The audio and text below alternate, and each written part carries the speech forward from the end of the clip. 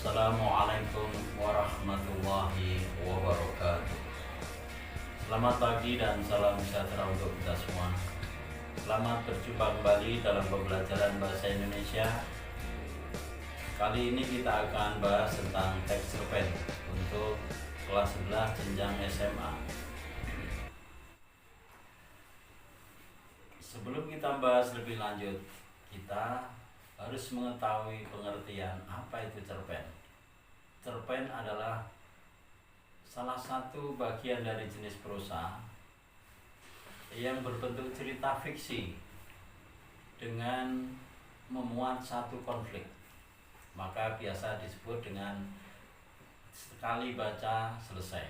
Artinya tidak memerlukan waktu yang lama karena ceritanya adalah pendek. Lantas, apakah ciri-ciri cerpen? Yang pertama, cerpen itu terdiri dari atas 1.600 sampai 10.000 kata, sehingga membutuhkan waktu 10 sampai 30 menit saja untuk membacanya. Ciri yang kedua, cerpen biasanya berfokus pada satu subjek atau tema. Subjek atau tema berupa suatu yang biasa seperti tugas sehari-hari sehingga mempunyai nilai moral yang tinggi. Yang ketiga, cerpen biasanya berlangsung dalam satu latar sehingga berfokus pada satu alur sehingga hanya bersifat konflik atau berisi satu konflik maksudnya, dan tidak ada konflik turunan atau cabang dari konflik itu tersendiri. Yang keempat, cerpen biasanya fokus hanya pada satu atau beberapa karakter sehingga karakter yang ada ini bersifat datar atau watak yang dimiliki tidak berubah secara berangsur-angsur. Kemudian diksi yang ada atau yang digunakan adalah mudah dipahami. Jadi untuk memahami cerpen atau diksi yang digunakan di dalam cerpen itu biasanya adalah mudah karena bahasa yang dipakai adalah bahasa sehari-hari. Apakah struktur cerpen? Seperti teks-teks yang lain, cerpen memiliki struktur. Yang pertama adalah abstraksi, yang berisi adalah gambaran singkat tentang isi cerita atau cerpen tersebut. Yang kedua adalah orientasi, yang mengacu kepada tokoh, latar belakang tokoh, setting, dan lain sebagainya.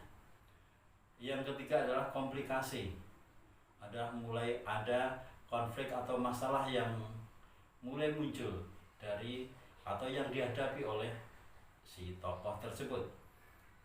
Yang keempat adalah evaluasi, menuju puncak atau klimaknya sebuah cerita.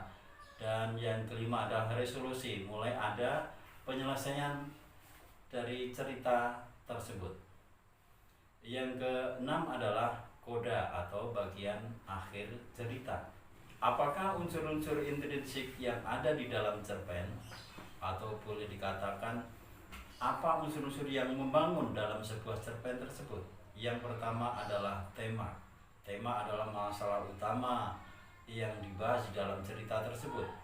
Yang kedua adalah penokohan, ada tokoh utama, tokoh tambahan, ada figuran. Yang ketiga adalah perwatakan, karakter yang ada di dalam tokoh-tokoh tersebut, mana yang protagonis, mana yang antagonis, mana yang tritagonis.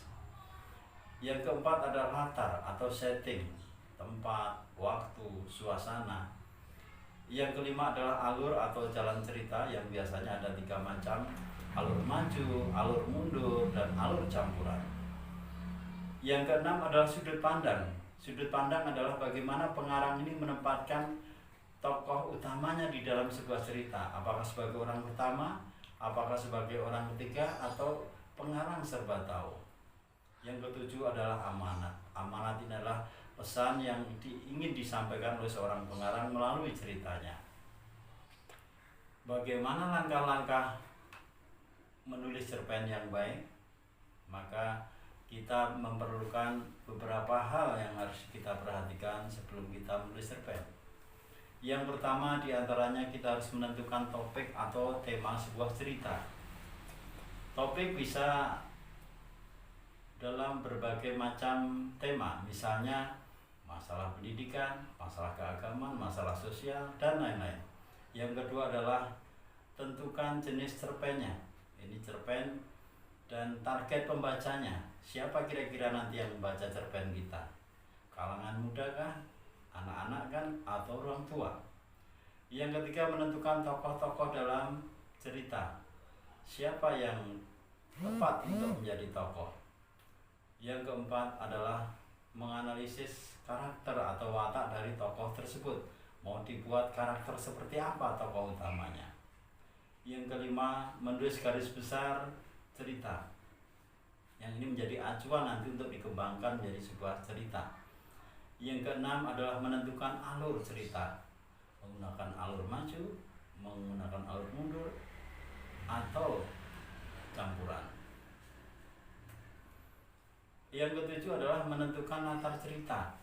Di mana cerita itu akan terjadi, kapan, dan bagaimana suasananya. Yang kedelapan, memilih sudut pandang yang sesuai. Apakah tokoh utamanya ini akan ditampilkan sebagai tokoh orang pertama, atau orang ketiga, atau pengarang serba tahu. Yang kesembilan adalah bagaimana ketika kita menulis sebuah kalimat demi kalimat dalam sebuah cerpen, itu yang harus diperhatikan adalah pilihan kata atau diksi yang tepat.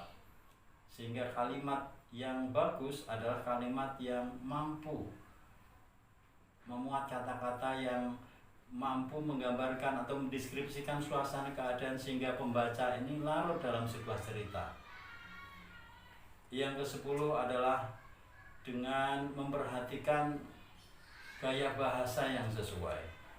Yang 12 adalah memberi judul yang sesuai dengan isi cerita. Bagaimana membuat judul yang baik? Judul yang baik ini adalah bagaimana seorang pembaca ini menimbulkan tanda tanya sehingga ada ketertarikan untuk membaca cerita tersebut. Misalnya bulan berduri atau pelangi berduri.